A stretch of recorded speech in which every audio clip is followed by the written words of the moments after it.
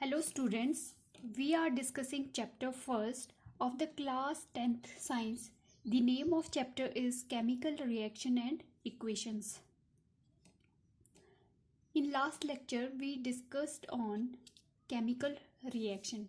What is chemical reaction? The transformation of chemical substance into another chemical substance is known as chemical reaction. Chemical reaction क्या होती है?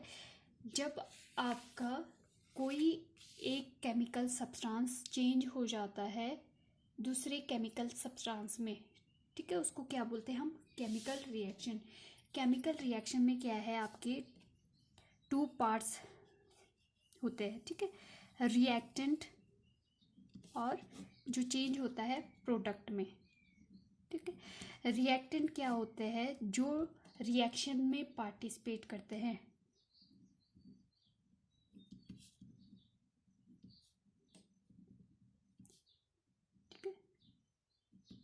Taking part in reaction, ठीक है. और product क्या होते हैं? न्यू सब्सटेंस फॉर्म, ठीक है, new substance form after the reaction is called product, ठीक है. जब आपके रिएक्टेंट क्या है, रिएक्ट करके कोई न्यू प्रोडक्ट फॉर्म करते हैं, उसको क्या बोलते हैं? प्रोडक्ट. और रिएक्टेंट क्या है आपके पास? जो रिएक्शन में पार्टिसिपेट करती है, ठीक है. हमने इसके बारे में कल भी बात की थी. जैसे फॉर एग्जांपल मैग्नीशियम है, ऑक्सीजन के साथ रिएक्ट करके MgO फॉर्म कर रहा है, ठीक है, मैग्नीशियम ऑक्साइड. फिर हमने बात की थी कैरेक्टरिस्टिक्स ऑफ केमिकल रिएक्शन की. हम जो एक केमिकल रिएक्शन है उसकी क्या क्या कैरेक्टरिस्टिक्स है, ठीक है. तो हमने इसकी 5 कैरेक्टरिस्टिक्स पढ़ी थी. Evolution of gas, change in order, formation of precipitate, change in temperature and change in state, ठीक है. कोई भी रिएक्शन अगर होती है तो वो हम ऑब्जर्व कैसे करते हैं? या तो किसी रिएक्शन में क्या है, पर्टिकुलर रिएक्शन में गैस, पर्टिकुलर टाइप की गैस रिलीज होती है. किसी में क्या है, हम कलर के बेस पे क्या है उसको करेक्टराइज करते हैं. किसी रिएक्शन को क्या है, हम by the formation of precipitate, क्या है प्रेसिपिटेट, क्या होता है? सॉलिड प्रोडक्ट फॉर्म होता है रिएक्शन में, ठीक है. तो उससे हम कंफर्म करते हैं कि कोई रिएक्शन हुई है, ठीक है. चेंज इन टेम्परेचर, टेम्परेचर में क्या है, चेंज हो जाता है एकदम, तो उससे भी हम कंफर्म कर सकते हैं कि कोई किसी टाइप की रिएक्शन हुई है. फिर चेंज इन स्टेट, मैटर की स्टेट भी क्या है, चेंज हो जाती है, तो उससे भी हम कंफर्म कर सकते हैं कि यहाँ पे क्या है, कोई भी आपकी रिएक्शन हुई है. Now today we will discuss on classification of chemical equation, ठीक है. केमिकल इक्वेशन को फर्दर 2 टाइप्स में डिवाइड किया है. The chemical equation can be divided into 2 types, balanced chemical equation and unbalanced chemical equation, ठीक है. एक क्या है आपकी बैलेंस्ड केमिकल इक्वेशन और सेकंड क्या है आपकी अनबैलेंस्ड केमिकल इक्वेशन. अब बात करते हैं balanced chemical equation. Balanced chemical equation क्या होती है आपकी? A balanced chemical equation has number of atoms of each element equal on both side, ठीक है. जो आपकी बैलेंस्ड केमिकल इक्वेशन है उसमें क्या है, नंबर ऑफ एटम्स जो प्रेजेंट होते हैं रिएक्टेंट में वो इक्वल होते हैं number of atom present in product, ठीक है. मतलब बोथ साइड में आपके नंबर ऑफ एटम्स क्या है, प्रेजेंट, इक्वल प्रेजेंट होंगे, ठीक है. फॉर एग्जांपल आपके पास रिएक्शन है zinc plus H2SO4 and product is form zinc sulphate, ZnSO4 plus H2 gas release होगी. तो यहाँ पे जो जिंक और H2SO4 है ये क्या है, रिएक्टिंग स्पीशीज है, ठीक है. तो ये क्या है, रिएक्टिंग पार्ट है हमारा यहाँ पे, ठीक है. और जो जिंक सल्फेट फॉर्म हुआ ये क्या है, न्यू सब्सटेंस फॉर्म हो रहा है ना, तो इसलिए ये क्या है, प्रोडक्ट. और H2O साथ में रिलीज हो रही है गैस, ठीक है. तो ये क्या है, प्रोडक्ट पार्ट.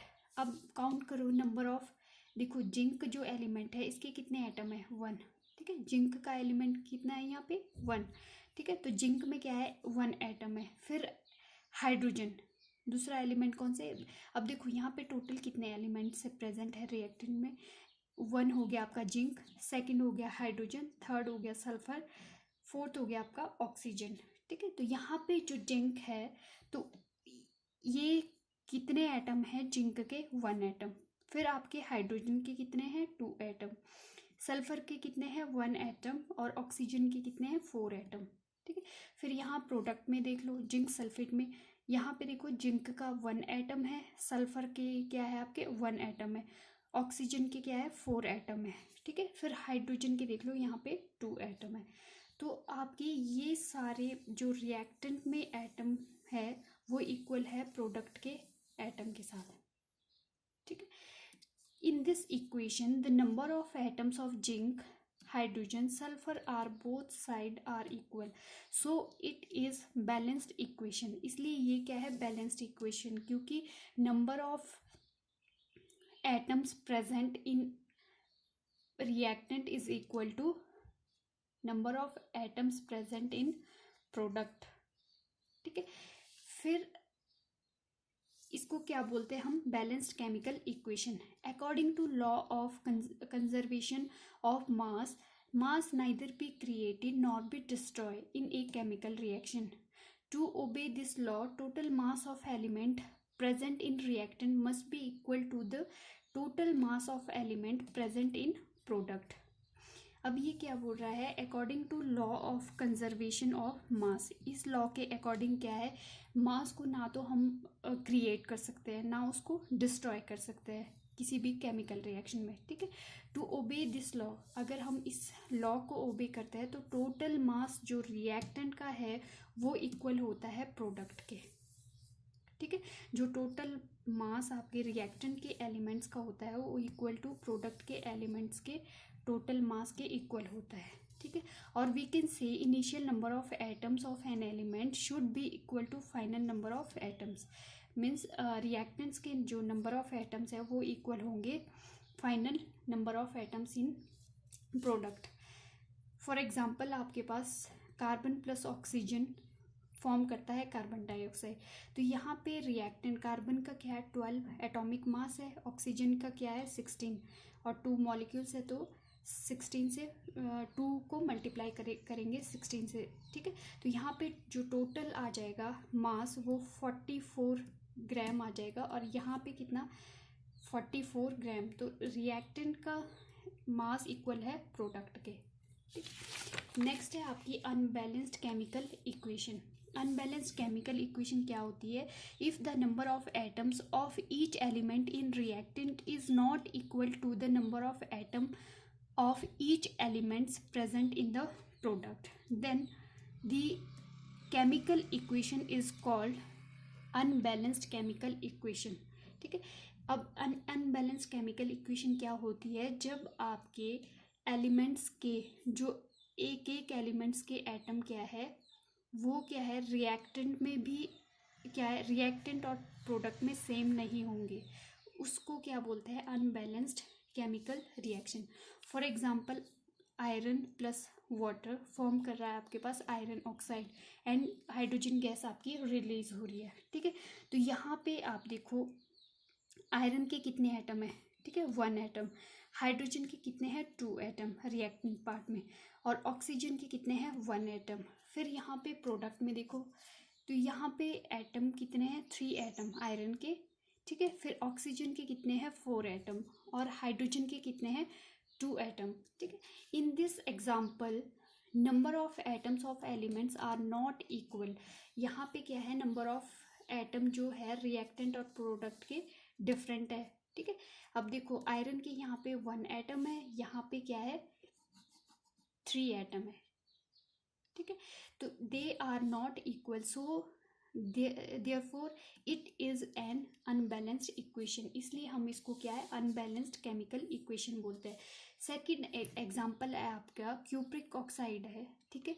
हाइड्रोजन के साथ रिएक्ट करके कॉपर और वाटर फॉर्म कर रहा है, ठीक है। तो यहाँ पे हम एलिमेंट देखेंगे तो जो कॉपर का एलिमेंट है उसका क्या है 1 एटम प्रेजेंट है, ठीक है। ऑक्सीजन का 1 है, हाइड्रोजन के 4 एटम है, ठीक है। लेकिन प्रोडक्ट में क्या हो रहा है, कॉपर का 1 एटम है, हाइड्रोजन के 2 एटम है, ठीक है। और आपके ऑक्सीजन का क्या है, 1 एटम प्रेजेंट है। तो ये क्या है, अनबैलेंस्ड इक्वेशन की हाइड्रोजन के यहाँ पे 4 है, यहाँ पे 2 है, जबकि कॉपर और कॉपर के क्या है, सेम है। हाइड्रोजन की भी क्या है, सॉरी ऑक्सीजन के भी आपके सेम है, बट आपके हाइड्रोजन के जो एटम है वो डिफरेंट है। So it is a unbalanced equation. फिर नेक्स्ट है आपका मैग्नीशियम और ऑक्सीजन क्या है, कंबाइन करता है और मैग्नीशियम ऑक्साइड फॉर्म कर रहा है, ठीक है। तो यहाँ पे क्या है, रिएक्टेंट मैग्नीशियम और ऑक्सीजन है, और प्रोडक्ट क्या फॉर्म कर रहा है, मैग्नीशियम ऑक्साइड। तो यहाँ पे एलिमेंट मैग्नीशियम के कितने हैं, 1, ठीक है। तो ये और ऑक्सीजन के कितने हैं, 2 एटम, ठीक है। तो यहाँ पे मैग्नीशियम के कितने हैं, 1, ऑक्सीजन का कितना है, 1। तो यहाँ पे मैग्नीशियम के तो सेम है, बट ऑक्सीजन के क्या है, डिफरेंट है। तो ये क्या है, एक अनबैलेंस्ड केमिकल इक्वेशन का example. Thank you so much.